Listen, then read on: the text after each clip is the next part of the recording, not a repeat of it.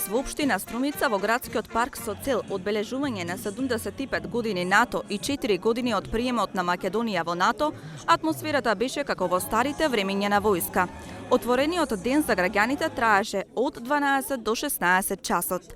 Настанот е организиран од Министерството за одбрана и армијата на Република Северна Македонија во соработка со општина Струмица.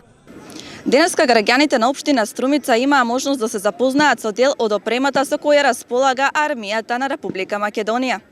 Ова е прв од повеќето планирани настани кои ќе се реализираат во 7 градови во внатрешноста и во Скопје. Заинтересираноста од страна на струмичани и посетеноста беше голема. Дел од нив се фотографираа до војните автомобили, а имаа можност и да прашат за секој вид од опремата. Воените офицери со задоволство ги презентираа, а граѓаните имаа можност да седнат и да пробат од топлиот граф и чај со цел атмосферата да се долови во целост.